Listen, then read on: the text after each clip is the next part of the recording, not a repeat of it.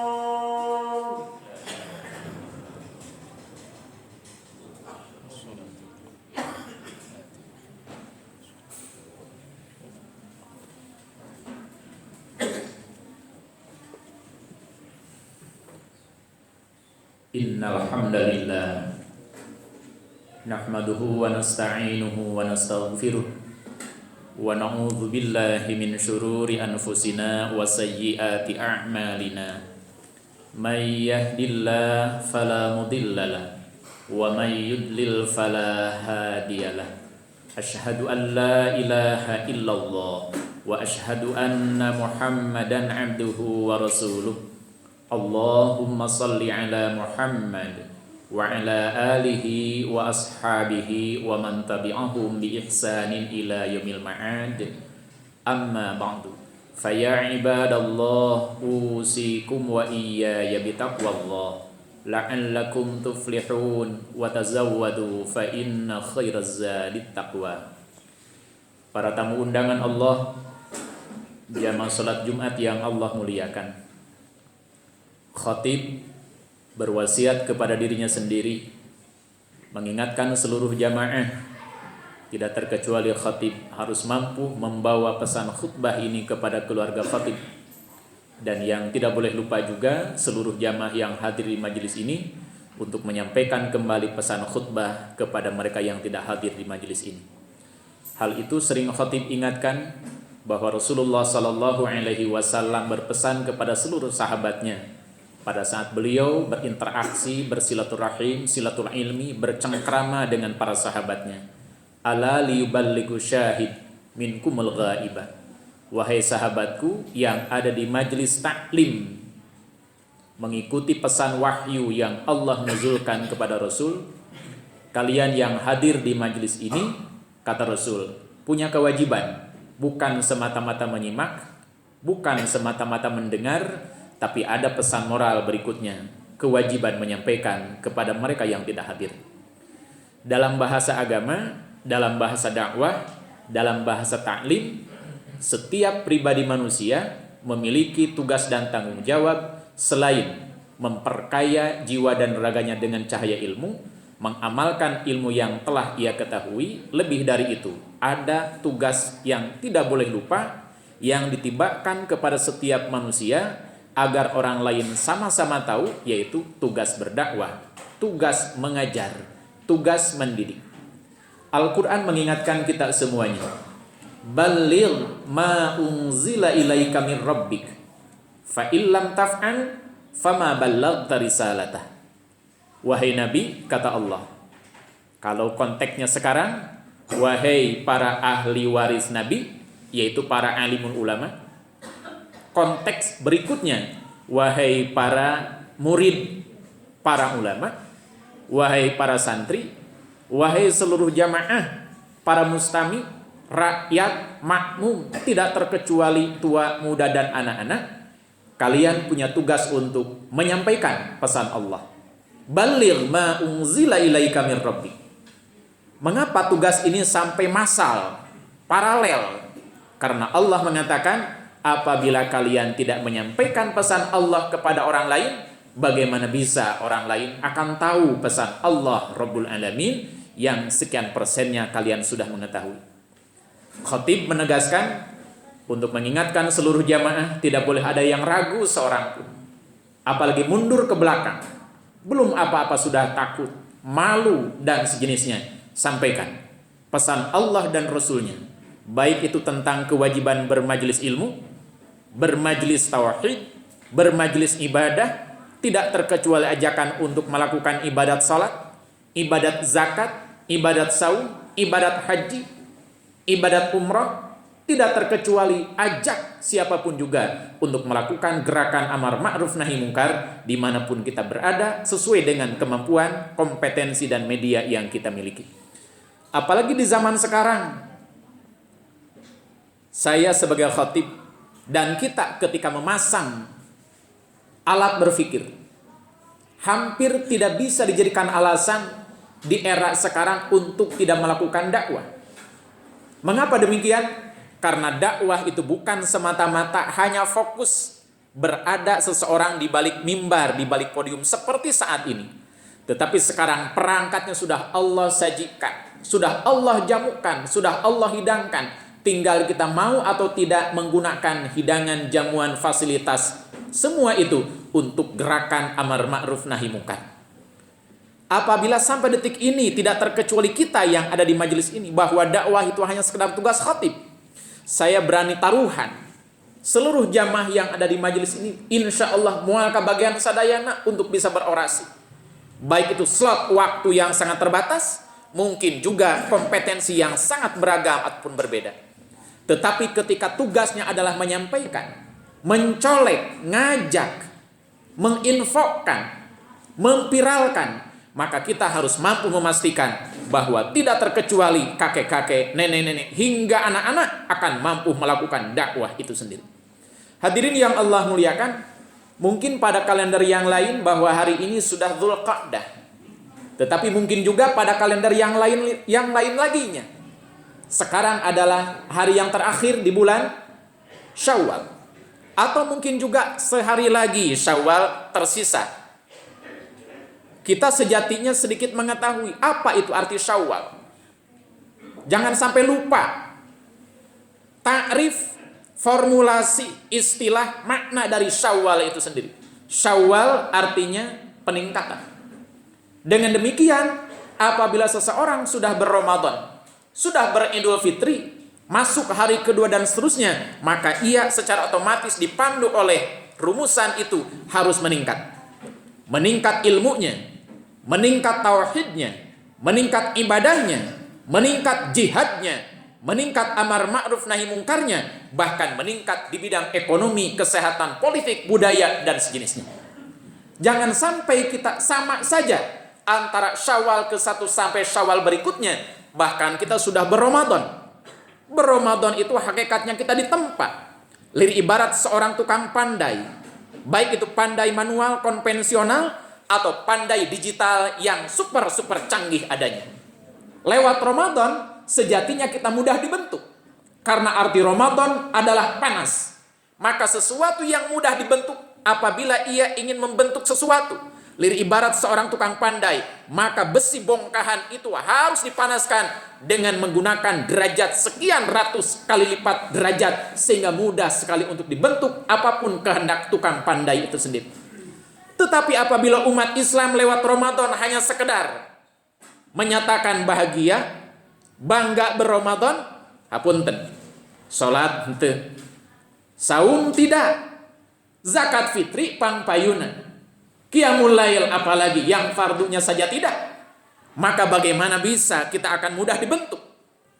Tetapi sejatinya orang yang berRamadan dengan ibadat saum, apakah ia bocor ataupun tidak karena udzur syar'i, kemudian ia punya tanggung jawab konsekuensi untuk mengganti di bulan berikutnya, maka terlepas dari alasan-alasan itu.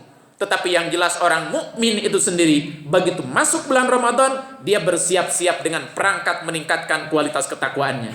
Beres berRamadan, ia menjadi muttaqun. Masuk bulan Syawal, meningkat ketakwaannya. Hadirin yang Allah muliakan, tidak berlebihan ketika ada perwakilan umat diminta untuk menginspirasi. Di antaranya para penceramah, para khotib, para mubaligh, para guru, para kiai, para pinisepuh. Apabila sholat subuh kita besok hari di masjid yang terdekat dari tempat tinggal kita masing-masing, seperti jumlah jamaah Jumat hari ini, maka itulah satu di antara kebanggaan bagi muslimin. Mengapa? Di tengah-tengah kesibukan kita siang hari, panas, lapar, dan dahaga, tapi begitu diseru oleh Jumatan, semuanya bisa menunaikan Jumatan. Bagaimana kalau dengan subuh? Subuh juga memang ada tantangan. Dingin, gelap, tidak ada teman, tidak biasa, malu, ada yang mentertawakan barangkali. Karena kita sudah berlama-lama tidak pernah sholat subuh di masjid. Mengapa harus malu? Hadirin yang Allah muliakan, mari kita ciptakan satu iklim, satu suasana, berani berpikir, berani bersiko. Apabila kita Jumatan sekorum ini, sekompak ini, apakah semua muslimin tidak bisa sholat subuh kompak ke masjid yang terdekat dari tempat tinggal kita masing-masing?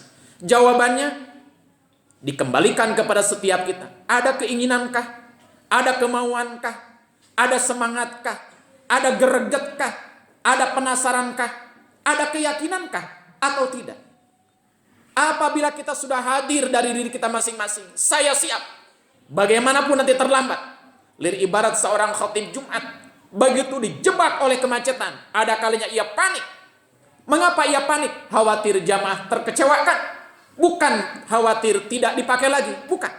Tetapi ia terus-menerus menerobos sekuat tenaga dengan penuh tawakal, berdoa kepada Allah Rabbul Alamin. Ternyata oleh Allah dibuka jalannya, lancar sampai tempat tujuan, dan seterusnya dan seterusnya. Maka kita pun dalam hal menargetkan sesuatu, jangan sampai belum apa-apa kita sudah mundur ke belakang, sudah berpikiran minor dan lain sebagainya.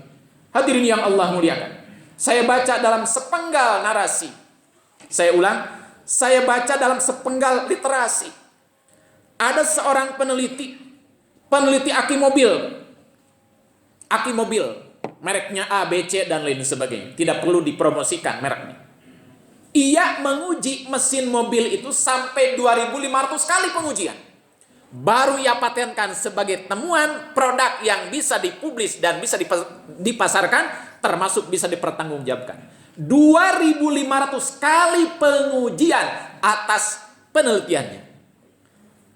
Kalau kita kembalikan kepada satu di antara bukti di lapangan, hasil penelitian juga, mentalitas sebagian kita. Kalau kita belajar tajwid dengan Pak Kiai, dengan Pak Ustadz, Ibu Ustadzah, baru digenggerekeun sakali, sudah mulai sakit hati. Besoknya tidak datang. Apalagi sampai dicepret seperti santri zaman dulu oleh gurunya. Apa yang terjadi? Tetapi sekarang, apa juga yang terjadi? Di zaman sekarang itu bagaimana bisa umat Islam harus ditolerir alasannya dengan bukti tidak mampu baca Al-Quran? Mengapa? Di zaman sekarang jangankan malam, siang hari pun menyalakan listrik.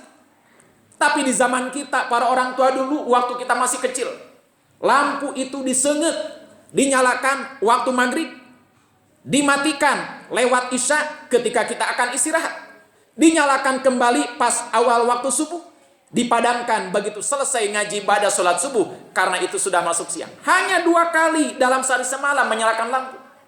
Tetapi Masya Allah, ada bukti. Ada bukti. Banyak para orang tua, para pini sepuh yang lancar baca Al-Quran. Beberapa ayat, beberapa surah ditalar. Hingga mudah-mudahan khatib tidak berlebihan. Begitu saya lihat, ternyata muadzin itu bukan anak muda, muadzin Nur Angka hari ini.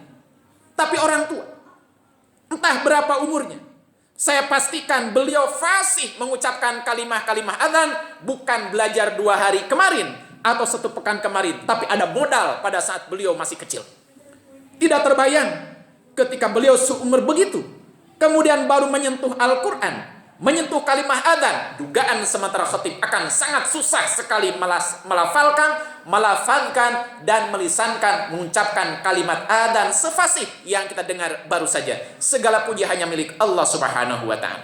Hadirin yang Allah muliakan, khatib pun tidak berlebihan.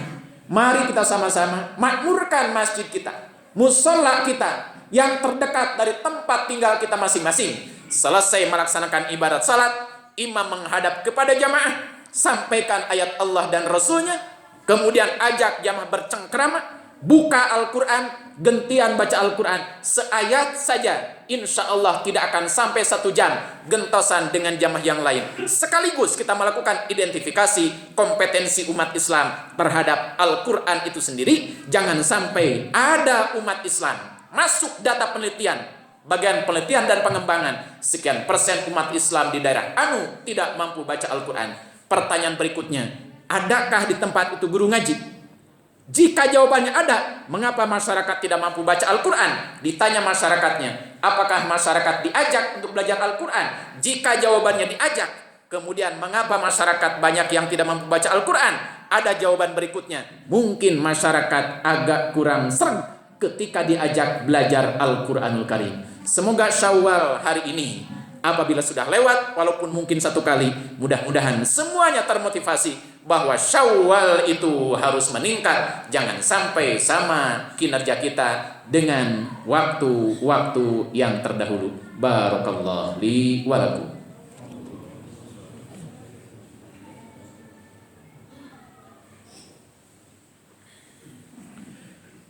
Alhamdulillah. Wasi'a rabbuna kulla syai'in ilma. Rabbana iftah bainana wa baina qaumina bil haqqi wa anta khairul fatihin. Asyhadu an la ilaha illallah al malikul haqqul mubin. Wa asyhadu anna Muhammadan abduhu wa rasuluh sadiqul wa'dil amin. Allahumma salli ala Muhammad wa ala alihi wa ashabihi wa man tabi'ahum bi ihsanin ila akhiriz zaman. Amma ba'du. Faya ibadallah, usikum wa iyaya bitaqwallah la'allakum tuflihun wa tazawwadu fa inna khairaz zadit taqwa. Jamaah yang Allah muliakan,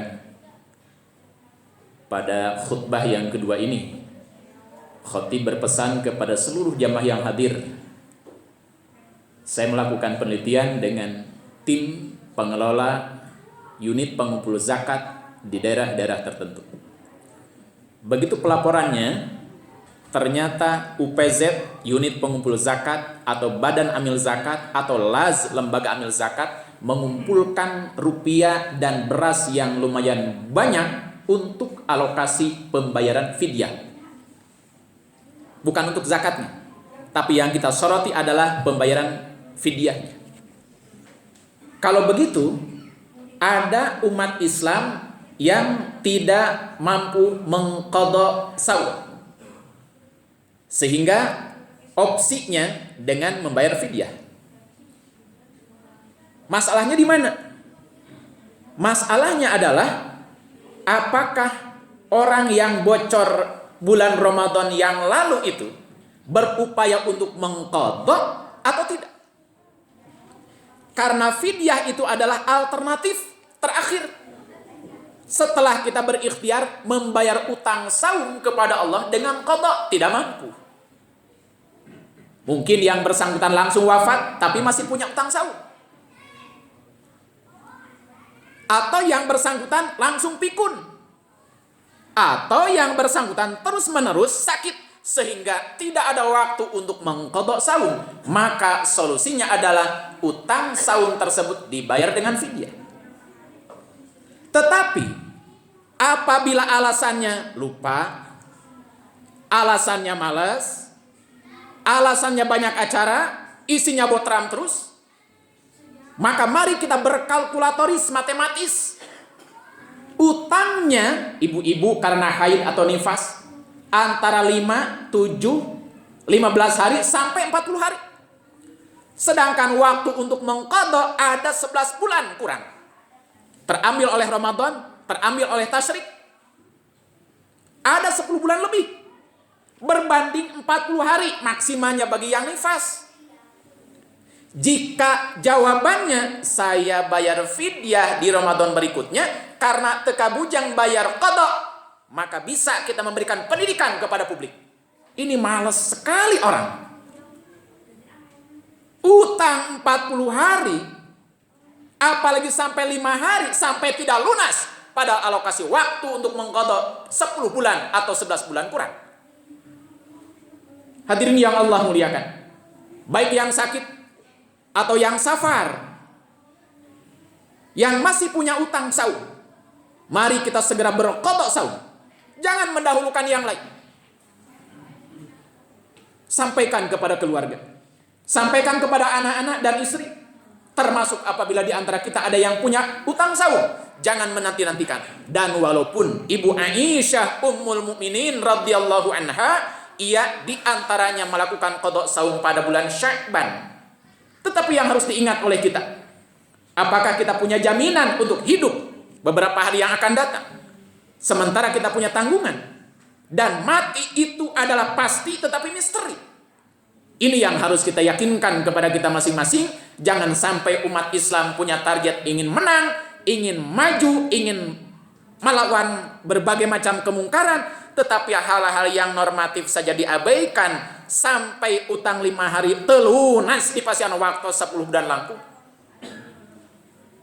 Apalagi kalau kita mau merebut kekuasaan, merebut birokrasi dan politik, dan memang itu harus direbut oleh umat Islam. Tetapi apabila konteks dasarnya saja ini hengker, mau dari mana kita celah kemenangannya?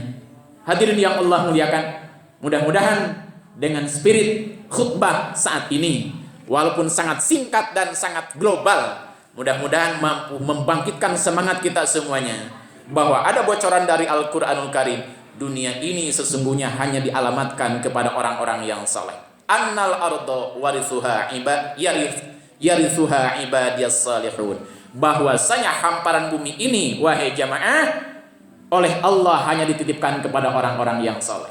Kalau tidak soleh, mau dari mana kita merebut dunia ini? Subhanallah. Sekali lagi, mudah-mudahan Allah Subhanahu wa ta'ala selamanya menyertai kita semuanya dengan penyertaan rahmat, ridho dan magfirahnya, sampai pada akhirnya kita berikhtiar sekuat tenaga untuk menggapai bahagia dunia, bahagia akhirat, sejahtera dunia, sejahtera akhirat, dengan sebuah sistem kaderisasi berbasis masjid, di antaranya dengan indikator yang utama, komitmen dan konsisten sholat berjamaah dan bermajlis Al-Quran, tidak lupa menyampaikan pesan itu kepada orang lain agar kita sama-sama beramal soleh hanya karena Allah Subhanahu wa Ta'ala. Allahumma salli ala Muhammad wa ala alihi wa ashabihi ajma'in. Amin ya Allah ya mujibas sa'ilin. Alhamdulillahi rabbil alamin. Hamdan yuwafi ni'amahu wa yukafi mazidah. Ya Rabbana lakal hamdu kama yanbaghi li jalali wajhikal karimi wa 'azimi sultanik. Allahumma ighfir lil mu'minin wal mu'minat wal muslimin wal muslimat al ahya'i minhum wal amwat. Rabbana hab lana min azwajina wa dhurriyyatina qurrata a'yun waj'alna lil muttaqina imama. Nas'alullahal 'azim rabbal 'arsyil 'azim ay yashfiyana. Nas'alullahal 'azim rabbal 'arsyil 'azim ay yashfiyana. Nas'alullahal 'azim rabbal 'arsyil 'azim ay yashfiyana. Rabbana atina min ladunka rahmatan wa hayyi' lana min amrina rasyada. Allahumma la tusallit 'alaina bi dhunubina man la yakhafuka wa la yarhamuna. Allahumma arkhis as'arana. Allahumma ahlik Zionis Israel ikhwanahum ya rabbal alamin. Allahumma ahlikidz zalimin wa tahhir wajhal ardi minhum faqad azumat fitnatuhum wa kabura syarruhum la yaqdiru daf'ahum illa anta fadfa' anna ya qahhar ya jabbar ya muntaqim. Allahumma sallimna wal muslimin wa afina wal mu'minin wa iyyahum syarra masaibid dunya waddin. Rabbana atina fid dunya hasanah wa fil akhirati hasanatan wa qina adzaban nar wa adkhilna jannata ma'al abrar ya azizu ya ghaffar ya rabbal alamin. Hasbunallah wa ni'mal wakil, ni'mal maula wa ni'man nasir. 'Alallahi tawakkalna wa ilallahil masir. Subhana rabbika rabbil izzati amma yasifun wa salamun 'alal mursalin walhamdulillahi rabbil alamin. Ibadallah, innallaha ya'muru bil 'adli wal ihsan wa ita'i dzil qurba wa yanha 'anil fahsya'i wal munkari wal baghi ya'idzukum la'allakum tadhakkarun wa la dzikrullahi akbar. Astaghfirullaha li wa lakum. Amin ya Allah ya rabbal alamin. Sebelum muadzin iqamah, silakan segera berdiri menyempurnakan barisan. Selama sholat berjamaah, imam dan makmum menundukkan wajahnya ke tempat sujud. Tidak ada yang melihat gerakan imam dimanapun sholatnya, sholat apapun dan siapapun imamnya. Karena akibat dari makmum suka melihat gerakan imam, biasanya suka mendahului gerakan imam dan tidak dibenarkan dalam hal atau tata cara sholat berjamaah. Kemudian imam ketika membaca ujung surah Al-Fatihah, semuanya bareng dengan imam membaca amin. Ketika imam membaca Sami Allahu liman hamidah, seluruh makmum membaca Rabbana walakal hamdu. Ucapan Sami Allahu liman hamidah hanya dibaca oleh imam dan ketika kita salat sendirian. Demikian gerakan berikutnya berurutan dengan imam. Dan jangan lupa setelah salat selesai duduk sejenak, semuanya tanpa kecuali. Duduk sejenak, berzikir, berdoa dan laksanakan salat ba'diyah Jumat 2 rakaat atau sampai 4 rakaat. Bagi yang sudah terbiasa, jaga itu 2 rakaat. Bagi yang belum pernah sama sekali, khatib mengajak, mari kita mulai sejak hari ini minimal 2 rakaat setelah melaksanakan sholat Jumat. Silakan iqamah. Allahu akbar, Allahu akbar. Asyhadu an la ilaha illallah, asyhadu anna Muhammadar Rasulullah. Hayya 'alas shalah, hayya 'alal falah. Qad qamatis shalah, qad qamatis shalah. Allahu akbar, Allahu akbar. La ilaha illallah. La ilaha illallah.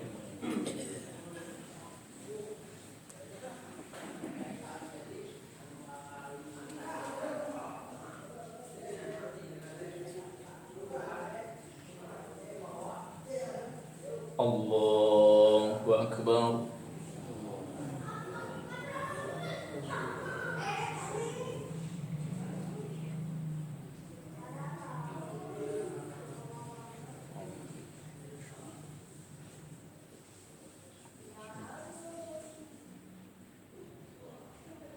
Alhamdulillahi Rabbil Alamin Ar-Rahmanir Rahim Maliki Yawmiddin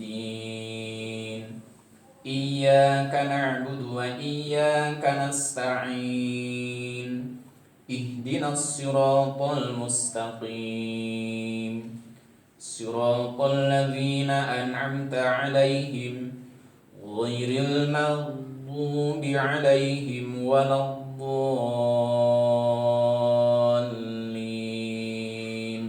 Amin.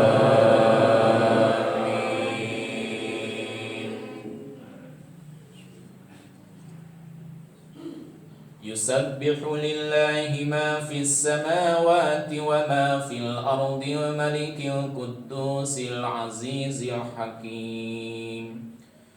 هو الذي بعث في الأميين رسولا منهم يتلو عليهم آياته ويزكيهم ويعلمهم الكتاب والحكمة وإن كانوا من قبل لفي ضلال مبين وآخرين منهم لما يلحقوا بهم وهو العزيز الحكيم ذلك فضل الله يؤتيه من يشاء والله ذو الفضل العظيم مثل الذين حملوا التوراة ثم لم يحملوها كمثل الحمار يحمل أسفارا بئس مثل القوم الذين كذبوا بآيات الله والله لا يهدي القوم الظالمين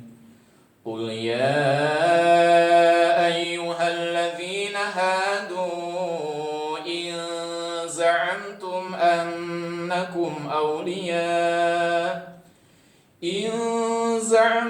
أنكم أولياء لله من دون الناس فتمنوا الموت إن كنتم صادقين ولا يتمنونه أبدا بما قدمت أيديهم والله عليم